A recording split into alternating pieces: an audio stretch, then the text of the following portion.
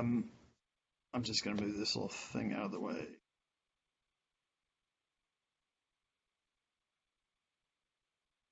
So Dr. Vinay Puri is our division chief. I'm the program director. Dr. Barton is assistant program director, and Dominique is our program coordinator for the child neurology division.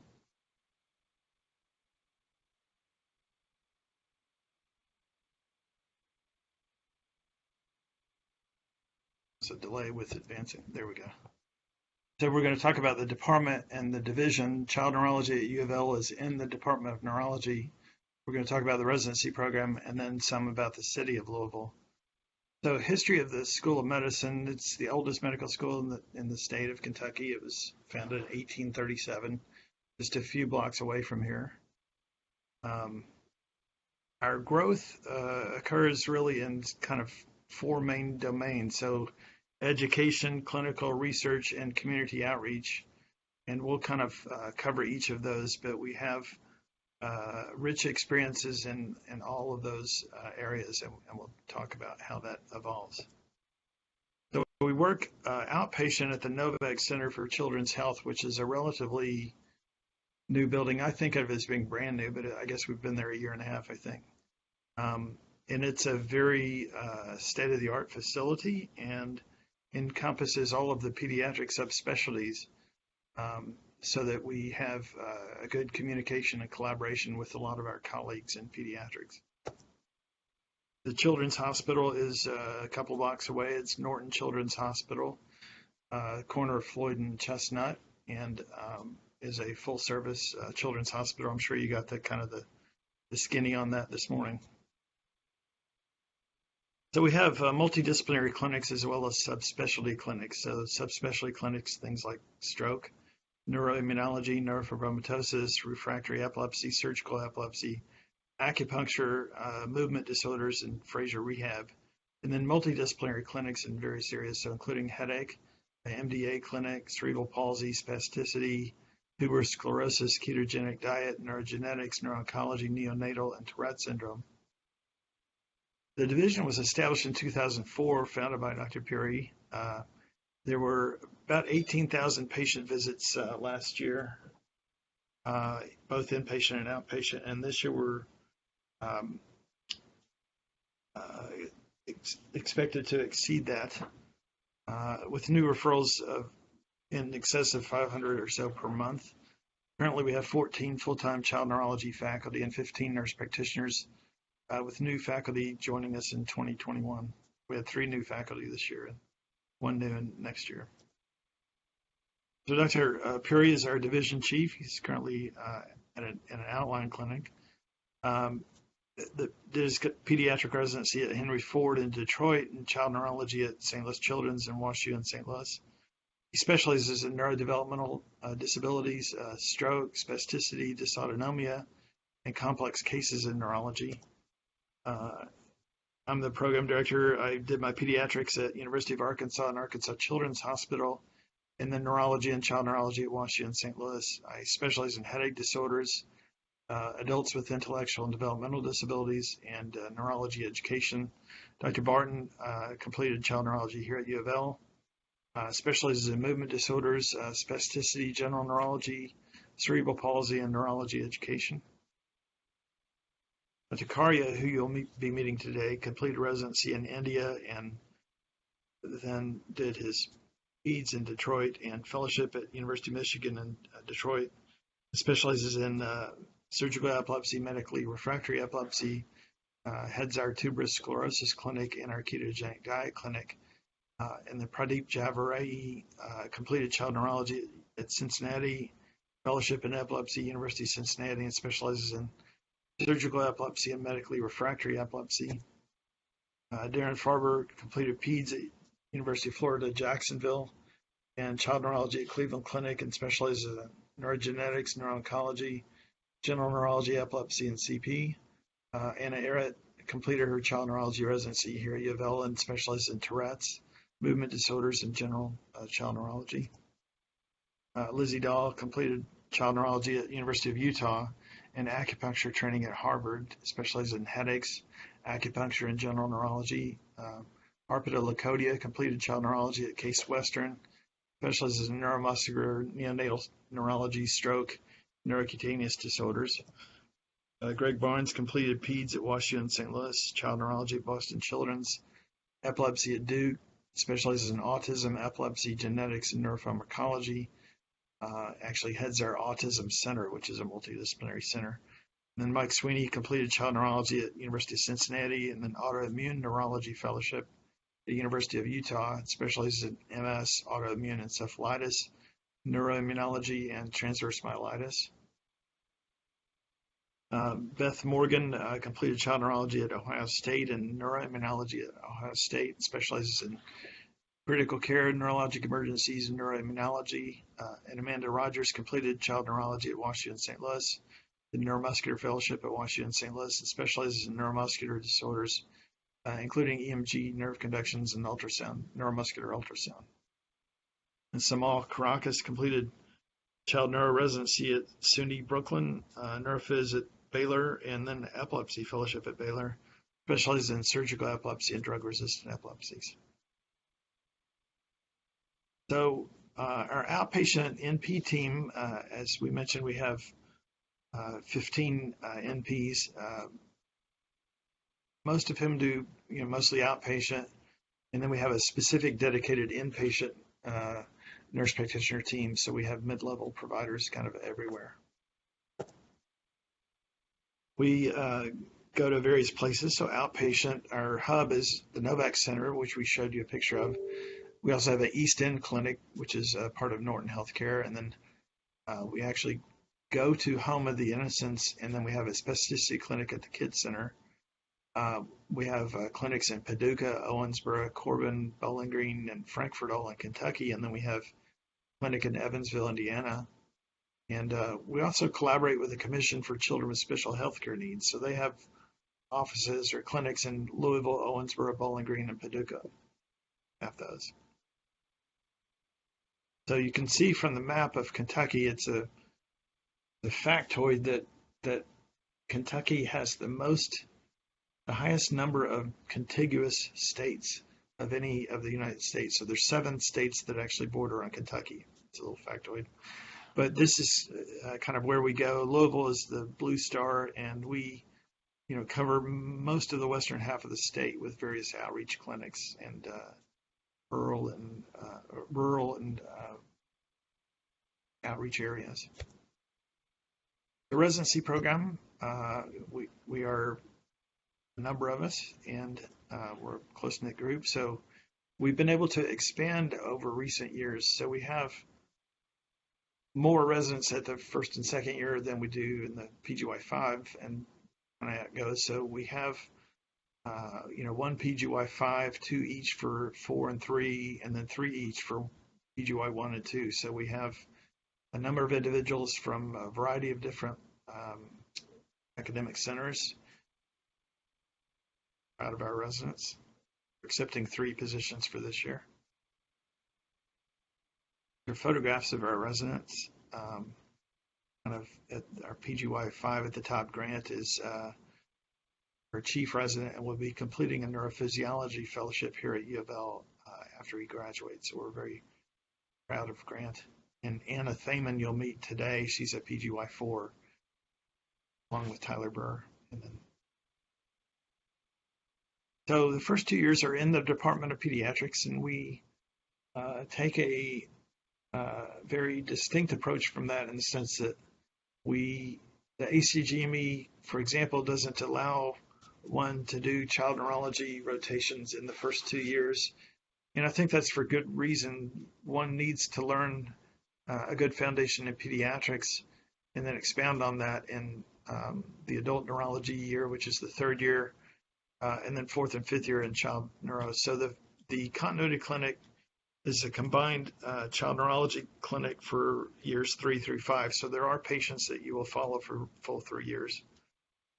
There are 6 electives available in years 4 and 5 with opportunity to do 3-month mini fellowship in the subspecialty of your choice.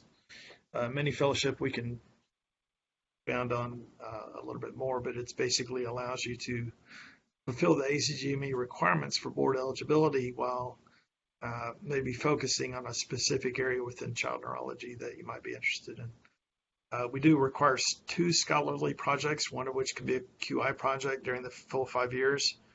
And I am proud to say that our residents far exceed that. So some of our residents have completed, 5, 6 scholarly works during their 5 years. So. And once or twice a month, we have wellness activities, including cookouts, bowling, neuro movie nights, game nights. This is a sample block diagram, kind of the PGY 3, 4, and 5 years. Just the order in which these rotations are completed is negotiable, but the rotations fulfill the ACGME requirements for board eligibility. So. We have educational conferences. We have rich experiences both in the adult year and in the child neuro years. So in the adult year, there's a Tuesday morning case conference, journal club, neuroradiology is once a month. There's a brain cutting conference kind of on an ad hoc basis. Thursday is grand rounds, Thursday mornings at 8 a.m. And then noon is a neuroanatomy and dedicated board review weekly, and Friday afternoon there's a didactics, mostly in a PBL type format. And then the child neuro year has specific conferences, including weekly Monday morning checkout conference at 7:30, neurogenetics monthly conference, dedicated child neuro journal club conference, Friday noon didactics. So every Friday at noon are child neurology conferences, which both the adult and child neuro residents attend. There's a monthly pediatric neuroradiology conference, a weekly refractory surgical epilepsy conference, and monthly EEG reading conference. So this is an example of our conference calendar. It's, as you can see, it's quite full, and we're very thankful for Dominique to be able to put this together for us. It's quite a complex schedule.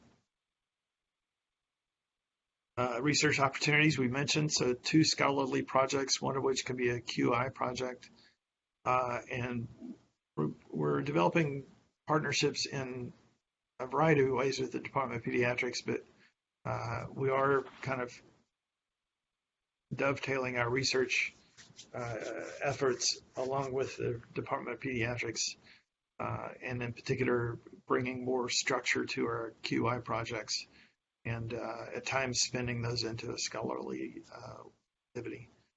The residents are required to present at least one local or international conference during the 5 years, so pretty reasonable. The residents are paired with a faculty child neuro mentor in the first year. So again, we don't want to have an overbearing influence on the first 2 years, but pediatrics allows us to assign the faculty mentors from our child neurology faculty for the PGY 1 and 2 years, and throughout, you'll have the same mentor throughout all 5 years.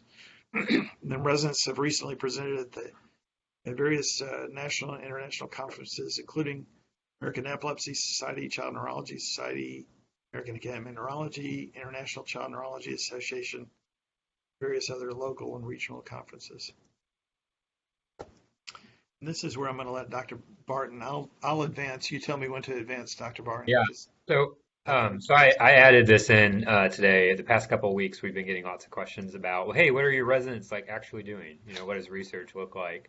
And a lot of people kind of worry about that 1 or 2 projects a year. Our residents do way more than that, which is really cool. So this is just the last 6 months of our 5 years of residence. I just want to kind of talk a little bit about what they've done. So this is our PGY2, Michael Hendricks.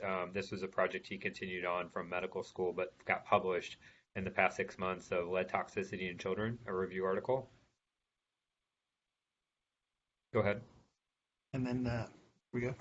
Yeah, this is one of our other PGY2s, Erica Chandler, who just presented this case of 2 patients with facial nerve palsies found to have different forms of leukemia back in at the CNS ICNA conference So you'll see multiple CNS ICNA conferences.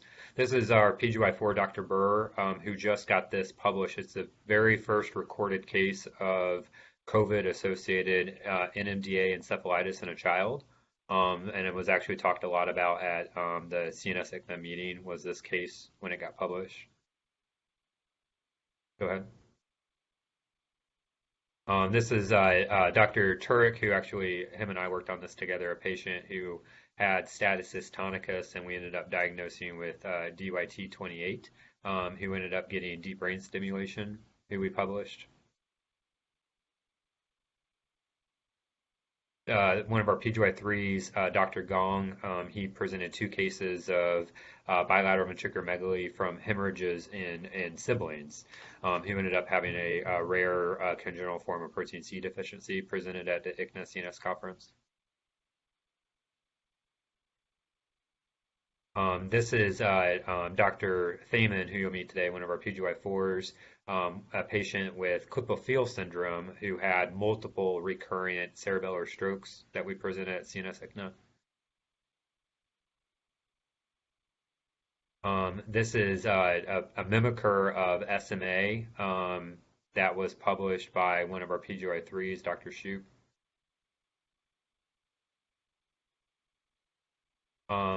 This is actually one of our fourth year medical students, along with Dr. Turek, our PGY5, who presented a compound heterozygote POLG patient who had some symptoms. Typically, it doesn't present in autosomal recessive patients, heterozygote patients. So this was an interesting case. And then this was our last one, Dr. Oja, who graduated last year. She presented this kind of her culmination over 5 years was a research project looking at therapeutic hyperthermia and seizure burden in patients. And go ahead, Dr. Sowell. She actually won one of the 4 2020 Outstanding Junior Research Member Awards at the CNS ICNA. So I thought this would be helpful. This is just the last 6 months of residence at all of our levels. So plenty of opportunities to get involved in things for sure. So this is a 2019, obviously pre-COVID, our Halloween costume winners, and we take our fun seriously as well as our patient care. And this is just kind of our social media slide. So follow us on Facebook, Twitter. I know that many of you do. I'm the most novel at anything having to do with social media, but enjoy following comments of others. Adult neurology. So Dr. Carrie Rimmel is our department chair, along with Dr. Adriana Pilati is the neurology residency program director. She's an epilepsy and sleep attending. And the adult neurology has a robust experience in multiple specialties, including stroke, neuromuscular, movement disorders, cognitive disorders, neuroimmunology, and epilepsy. The PGY 3-year involves 4 months of general, 2 months of stroke, 3 months of outpatient, 3 months of elective. And nights are covered through a night float system with, and there's 4 adult neurology residents per year. The picture of our adult residents.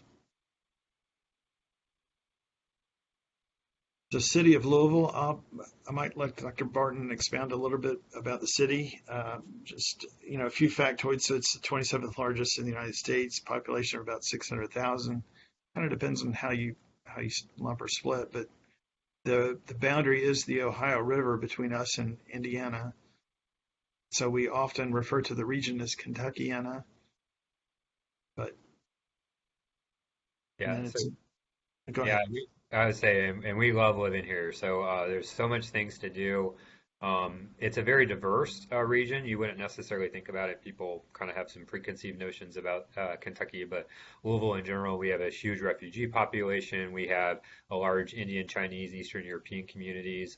So pre-COVID, but even during COVID, there are multiple international festivals that take place. We have 4 seasons, which is great. This is a slide, so this actually helps illustrate the city of Louisville a little bit. So the hospital is downtown Louisville, And you can see that the city is kind of made with two rings, an inner interstate and then an outer interstate called the Watterson and the Gene Snyder. This is just a sampling of where all of our residents live. So all of our 5 years, this is kind of, and we're happy to provide this more information, but kind of all over town, there's different places that you can live, even in southern Indiana. We've got so many great things to do. Obviously, if you talk about Louisville, you have to start and sometimes end with the Kentucky Derby. It's not a 1 day thing, it's a 1 month thing of lots of festivals, things to do. We've got a great theater, which is wonderful. My wife and I have season tickets, which is great. Ballet, symphony. We've got a great cost of living. And then, probably the most important thing, this is what everybody cares about. We have more locally owned restaurants per capita than any city in the country. So, eat local, it's delicious. Um, this is just, again, some beautiful pictures of a lot of the different places downtown. Um, Parks are a huge deal. We've got just a really robust park system. It was designed by Frederick Olmsted, who did Central Park. We've got the Science Center, we've got the zoo, we've got multiple forests and caves that are near. Louisville is also known for bourbon. Yeah, it's Kentucky. So there's many distilleries. It's actually a lot of fun to go and tour. And then the Red River Gorge is about 2 hours away, which is an excellent hiking. And I see Cameron nodding his head. Yeah, having experienced that. So if you guys have any other questions, we'll have all of our information for you. And of course, we're going to meet with you individually today to talk more. But we love it here.